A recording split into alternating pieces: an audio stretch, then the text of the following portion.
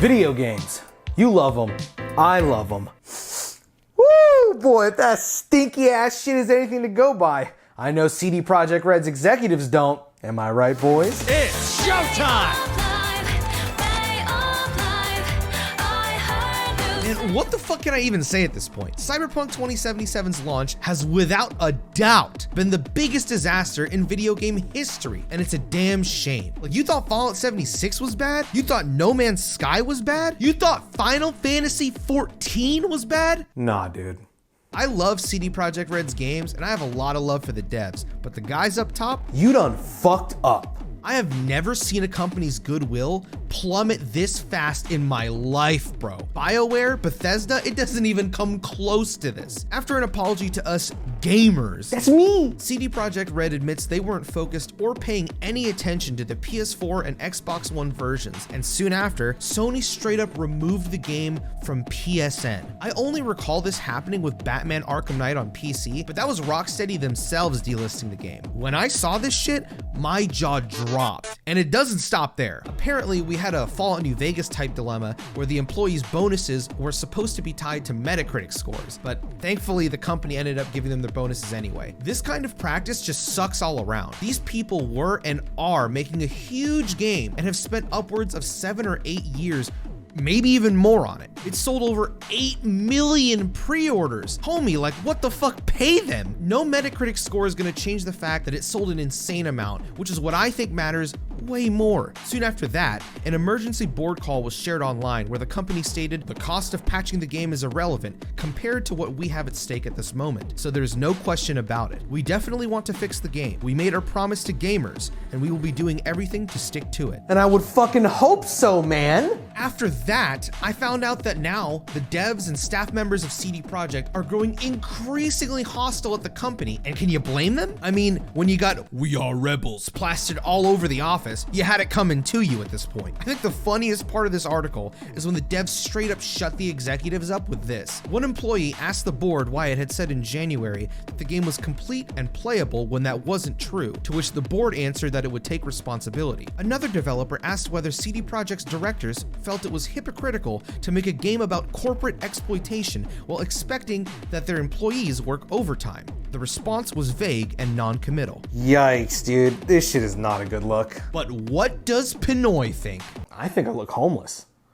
Fuck you, Kuno. Well, I have to be real with you all. I own the game on PC. I haven't played it yet, but from what I've seen, I'm pretty confident that the actual content that's in there, without the buggy mess that it's riddled with, there's a good game. I know how good the writers can be due to The Witcher 3, and even though I had been waiting for this game for so long, I never expected it to beat something like Breath of the Wild or Persona 5 in terms of my own personal taste. I'll still be pulling for the company to make a comeback like Hello Games did with No Man's Sky and Square Enix with Final Fantasy 14. I just wish that the management weren't so harsh with their deadlines and either scrapped the last gen versions entirely and just said, hey, we can't realize our vision with that shit, even if they take a financial loss, or just delay the fucking game again. I'm on the side that doesn't care too much about how long it takes for a game to come out because I want what I'm playing to be good, and because yeah, my backlog is pretty big, so I'm in no rush.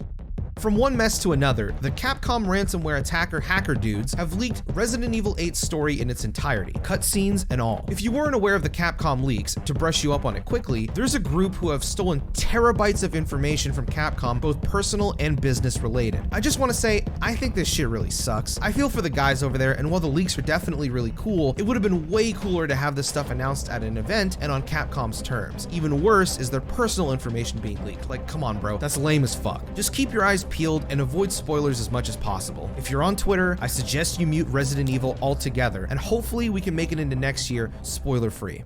It's been a long time since we've seen Cygames' Granblue Fantasy Relink, which is a damn shame because Granblue Fantasy Versus was really fun and it got me super interested in the world and characters. Also, fuck you, Kenny. I refuse to believe that you clipped Tyler's 1 win over me when I had like 20 over him. Let's go! oh my god, dude, fuck. Thank you, Kenny. Come on, man. About a year or two ago, Platinum Games of Nier Automata and Bayonetta fame announced that they are no longer working on Granblue Fantasy Relink because their contract had expired. Cygames has continued its development with their own internal team, and for a long time, we haven't heard much of anything. What was there with Platinum looked really good, but with Cygames mainly known for their work on the mobile Granblue, I personally wasn't sure how well they'd handle the game going forward. Well, with Granblue Fantasy Fest 2020 comes a new in-development gameplay video showing off how the game is shaping up, featuring gameplay of Jita, the female protagonist, and it looks pretty good. The last time we saw the game with Platinum, we saw a bit of Gran and a bit of Catalina. I'm actually really curious if they kept the same movesets and combat system that Platinum developed and are just iterating on it. From what I'm seeing, it looks like that's the case, but obviously we won't know much about its combat fluidity until it's in our hands in 2022. Until then, UL, the latest DLC character to arrive in Granblue Fantasy Versus, is available now. While I haven't tried her, I'd really recommend this game if you're looking into a 2D fighter. It's a hell of a good time, unlike live-action anime adaptations.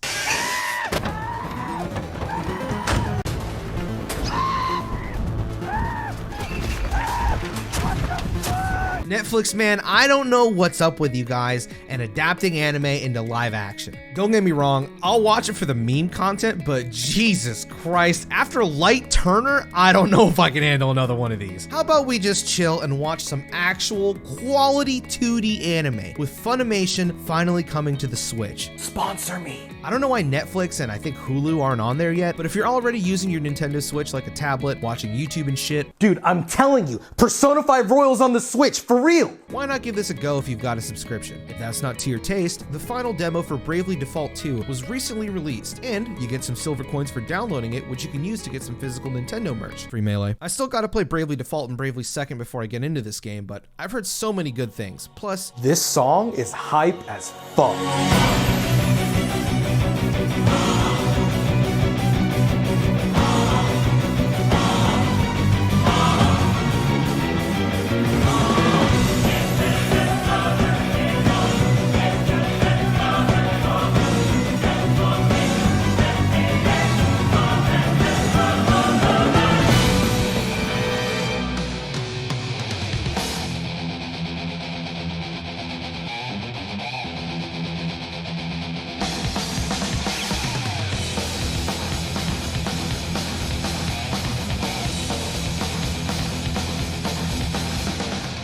Sephiroth has descended into battle, but only if you can beat his boss fight, available from now till December 22nd, which is his actual release date. This has got to be one of the coolest ways you could possibly drop a new character in your game, giving Sephiroth the respect that he deserves as one of the most iconic villains in video game history, not only as a playable character, but as a straight up boss fight is too fucking sick to me. I'm hoping I can get myself a bit of free time and do this fight on stream and maybe try the character out versus you guys, because dude, the amount of Sephiroth gameplay I've been checking out recently,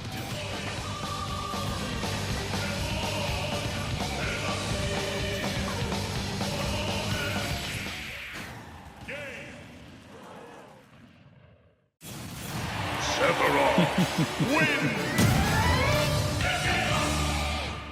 God damn, man, he looks so fucking fun.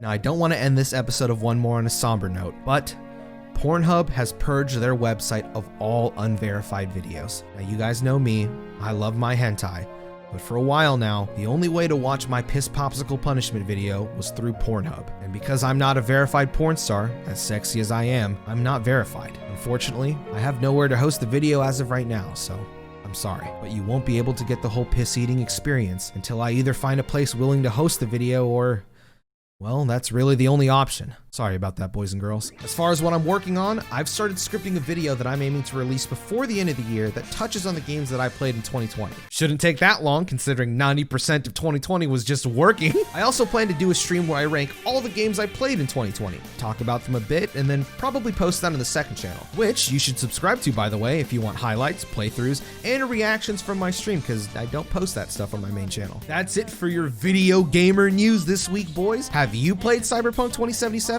Are you satisfied? Asking for a refund? Or are you taking on the one-winged angel in Smash? Let me know in the comments. I love talking to you all down there. With that being said, thank you for watching the video. Leave a like if you enjoyed, leave a dislike if you didn't. God bless you all, and I will see you next time.